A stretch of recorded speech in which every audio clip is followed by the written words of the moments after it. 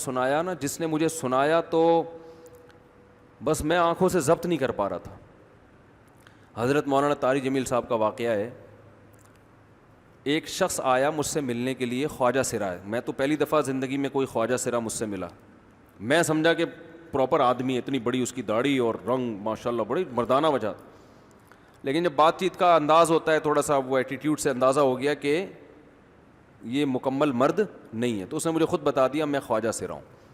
میں نے کہا بھائی ہم سے ملنے کے لیے کیسے آئے آپ، اتنی بڑی داڑھی آپ کی. اس نے اپنا جو واقعہ سنایا نا، میں 3 دفعہ وہ واقعہ سناتے ہوئے رویا ہوں.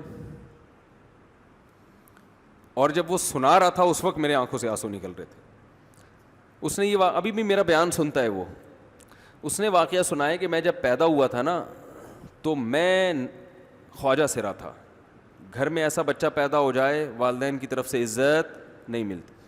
جب 10-12 سال کا ہوا تو نہ بھائی مجھے عزت دے رہا ہے اور نہ میرا والد مجھے عزت دے رہا ہے. میں بھائی کے ساتھ کہتا ہوں مجھے باہر لے کے جاؤ تو وہ کہتے ہیں لوگ میرا مذاق اڑائیں گے تمہیں دیکھ کے. ظاہر ہے اس کی حرکتیں تھوڑی زنانہ لڑکیوں والی حرکتیں ہوتی ہیں. اور والد بھی کہیں محفلوں میں نہیں لے کے جا رہے، ایک مذاق اڑایا جاتا ہے. کہنے ایک دفعہ میں کہیں گزر رہا تھا تو یہ جو ہوتے ہیں نا خواجہ سراؤں کی پوری ایک جماعت تھی، انہوں نے مجھے پہچان لیا، دیکھا اتنا اچھا. اس وقت نہ اس کی داڑھی، اور یعنی اس میں خواتین والی ہی علامتیں تھیں زیادہ. تو انہوں نے مجھے کہہ رہے ہیں اتنی عزت دی، کھانا کھلایا اور اپنے گرو کے پاس لے کر گئے. اور گرو نے کہا کہ تم ہمارے ایجنٹ بن جاؤ، ہم تمہیں پھر ڈانس ماس کروائیں گے، آدھے تمہارے آدھے ہمارے، جو بھی اس کا سیٹ. کہہ رہے مجھے پہلی دفعہ کہیں عزت ملی. تو لیکن میرے ابا کو پتہ چل گیا تو ابا نے لا کے طبیعت سے کوٹ دیا، ٹھیک ہے نا، کہ دوبارہ ان میں نہیں بیٹھنا. ٹھیک ہے ہم نے توبہ کر لی بھائی، یہ برے لوگ ہیں، ڈانس ماس اچھی چیز نہیں ہے. ٹھیک ہے. تو اب کیا ہوا، کہتے ہیں کہ پھر جو ہے نا کچھ دنوں میں کہیں کسی سے جھگڑا میرا ہوا کسی بات پہ، تو اس نے انتقام لینے کے لیے شکایت لگا دی ابا کو کہ یہ دوبارہ ان کے پاس گیا. حالانکہ وہ جھوٹی شکایت تھی. اب ابا کو لگا کہ یہ صحیح کہہ رہا ہے جس نے شکایت لگائی ہے، کیونکہ شبہ تو تھا نا ابا کو دوبارہ جائے گا. ابا نے پھر مارا. تو کہہ رہے ہیں میں بول رہا ہوں کہ میں نے یہ کام نہیں کیا، میں نہیں جا رہا ان کے پاس، میں نہ ناچ گانا سیکھ رہا ہوں، کچھ بھی نہیں. لیکن ابا نے اس کی باتوں میں آ کے انکوائری نہیں کی ہوگی پوری، وہ سمجھے ہوں گے کہ بھئی ایسا ہی ہے. تو ابا نے پھر کٹائی لگائی. تو اس کے دل میں منفی جذبات پیدا ہو گئے اور یہ گھر سے بھاگ گیا کہ بھئی مجھے ویسے تو عزت نہ یہاں مل رہی ہے اور میں ذلت برداشت بھی کر رہا ہوں تو بھی. کہہ رہے میں وہاں چلا گیا.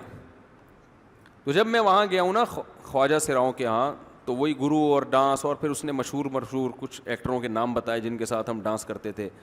اور پیسے آنا شروع ہو گئے، آدھے گرو کی جیب میں آدھے ہماری، اور ہٹو بچوں. لیکن ظاہر ہے یہ کوئی عزت دار راستہ تو نہیں ہے نا.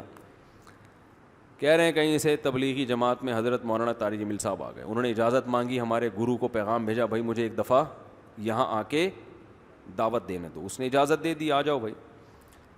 بیان کیا، ان کو سمجھایا بھائی یہ زندگی نہیں ہے، اللہ کی سیروزے کے لیے بہرحال ترغیب دی. کہہ رہے ہیں میں تیار ہو گیا، باقی لوگ تیار نہیں ہوئے، میں تیار ہو گیا. کہہ رہے میں نے گرو سے اجازت لی، اس نے کہا جاؤ لگا لو سیروزہ.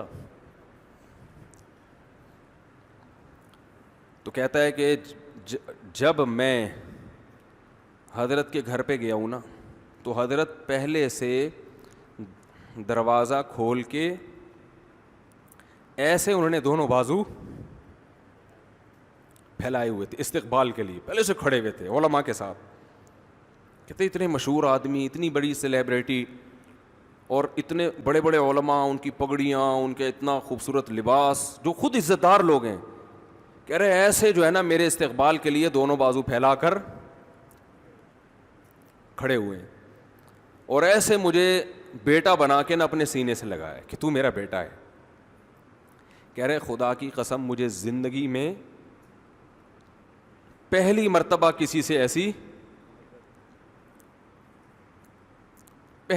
ایسی عزت ملی مجھے کسی سے. اور اس عزت دینے میں مولانا کا کوئی مفاد، بولو بھائی، کچھ بھی، بلکہ ذلت ہوگی نا. لوگ کہتے ہیں خواجہ سرا کو بیٹا بنایا ہوا ہے، اور اس وقت تو اس میں بیچارے میں کچھ زنانہ سی علامتیں بھی تھیں. تو خواجہ سرا کو کیا دے رہے ہیں؟ عزت دے رہے ہیں.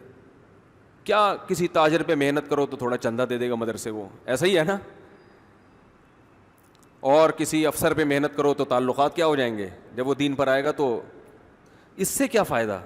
اس کو تو باپ ایسے ان لوگوں کو ریجیکٹ کر دیتے ہیں. بھائی اپنانے سے کہہ رہے مجھے یہ اپنا رہے ہیں, ایسے سینے سے لگایا انہوں نے, اور مجھے سہروزے کی جماعت میں اپنے ساتھ لے کر گئے, کھلاتے تھے, بڑا خیال رکھوایا میرا. کہہ رہے اس کے بعد پھر میں نے گرو سے اجازت لی. وہ گرو چھوڑتے تھوڑی, ان کو پیسے ویسے دیے, جان چھڑائی نا, وہ بھی غلامی کی طرح نکلنا پڑتا ہے. پیسے دیے پتہ نہیں کتنے لاکھ یا کتنے ہزار روپے. وہاں سے پھر نکل کے 4 مہینے اس میں بھی خیال کیا. تو پھر تبلیغ کے بزرگوں سے ملا, پھر انہوں نے پورا مجھے بتایا کہ بھائی تم یہ علاج کرو تاکہ تمہارے اندر یہ زنانہ علامتیں ختم ہو. تو وہ علاج کر رہا تھا ماشاءاللہ, اس انجیکشن لگے, انجیکشن میں ڈاکٹروں کی بھی مدد کروائی.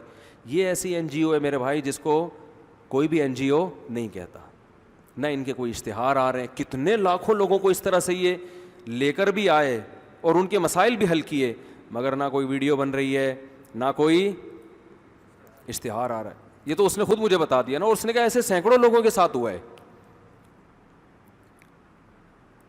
تو اس کی ماشاءاللہ اب داڑھی نکل گئی. اس نے کہا آہستہ آہستہ میں اللہ سے امید ہے کہ مکمل مرد بن جاؤں گا میں. تو